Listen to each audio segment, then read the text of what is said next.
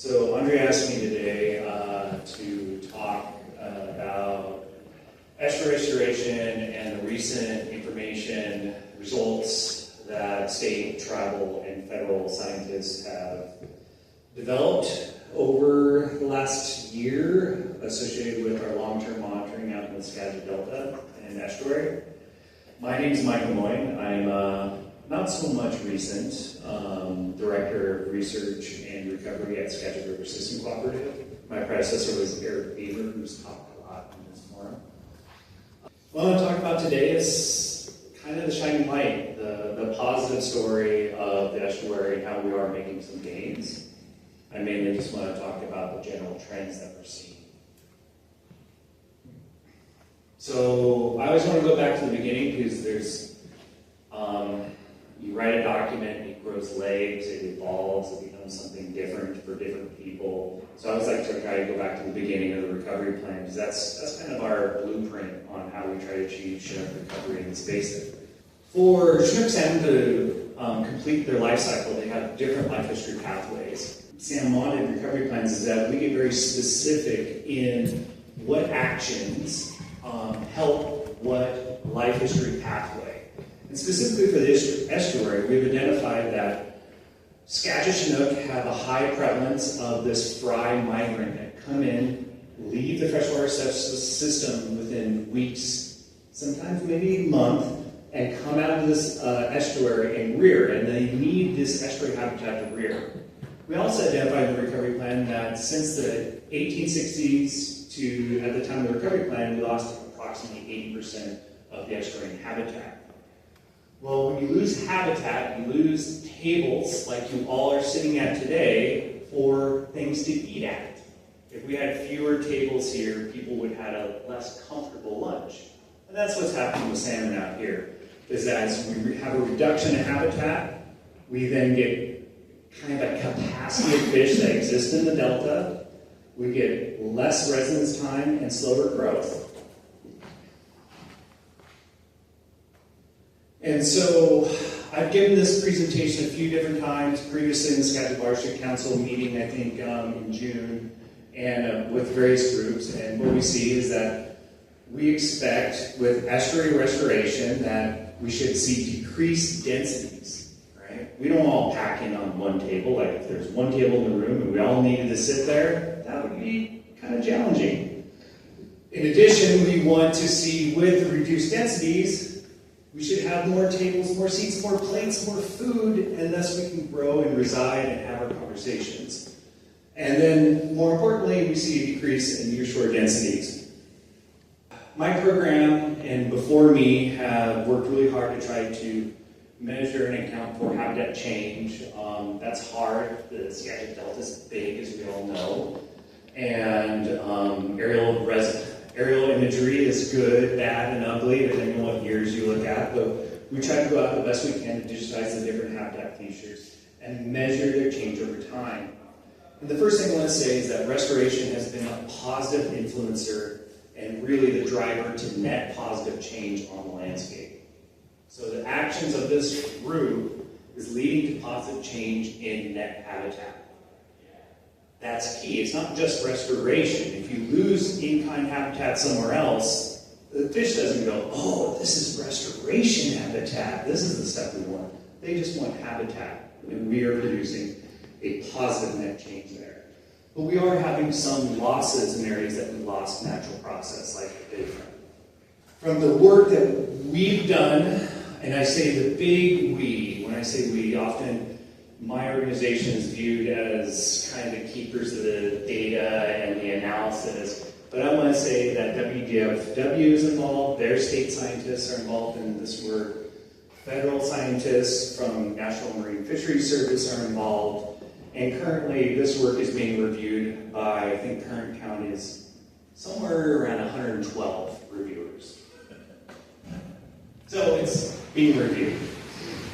But we're pretty confident in these results, and if I could walk through it basically with you, it's not super straightforward, but when we think about densities in this upper graphic here, we're comparing the South Fork to the North Fork of the Skagit Delta, and the South Fork has gotten a lot of restoration treatment, North Fork not not so much.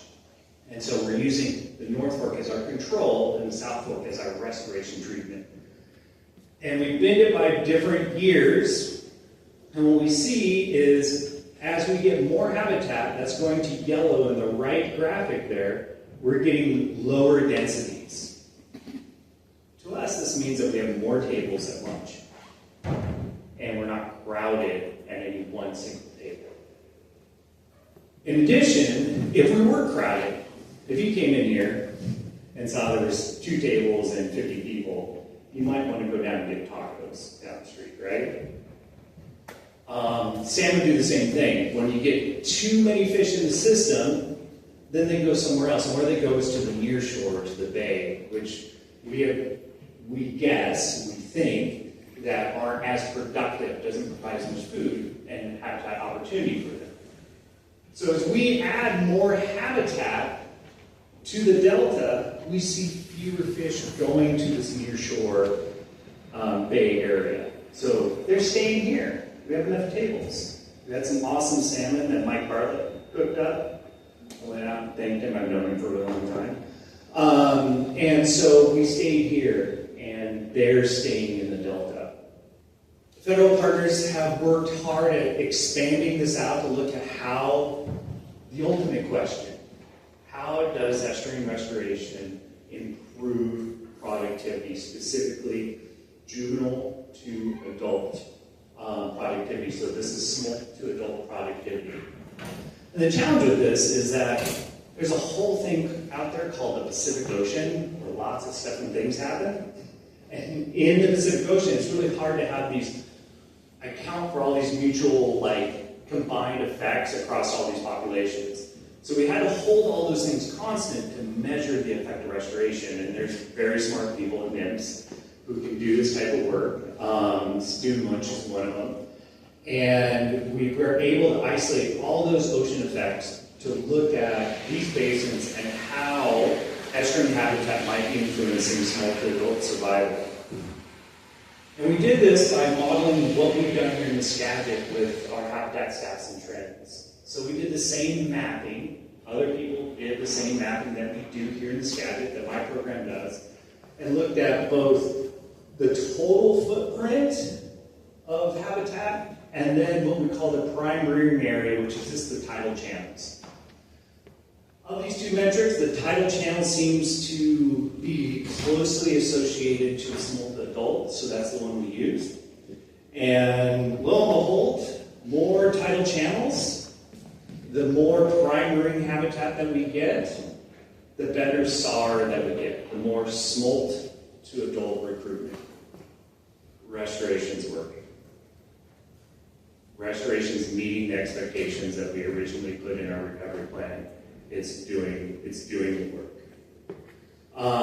And so one thing that is a caveat in there that we found out was that it doesn't happen right away.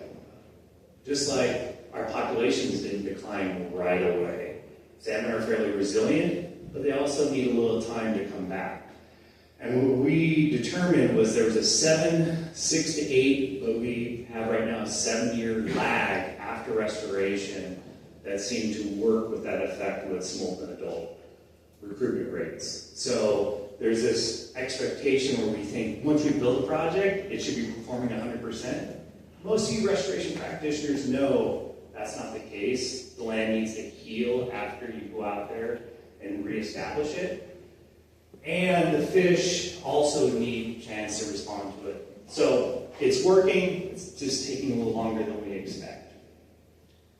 And as what we postulated in the recovery plans, those systems that have more fry migrants benefit more from estuarine restoration, which the Skagit has a high proportion of fry migrants. And this is in a draft report, again, being reviewed by a lot of people, and it's going to be out soon. But this shows the number of smolts it takes to make an adult. And I want you to follow the green line in there. That's the Skagit.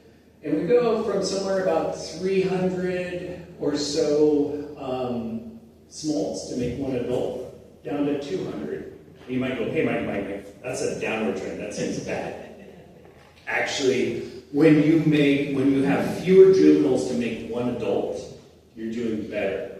So that means instead of, let's see, if I'd say 400, we had 1,000 smolts. If we were at a 400 smolt adult, that means we make 2.5 adults. But we're down to 200, that means we make 5 adults out of that. So we're getting more adults back for the return.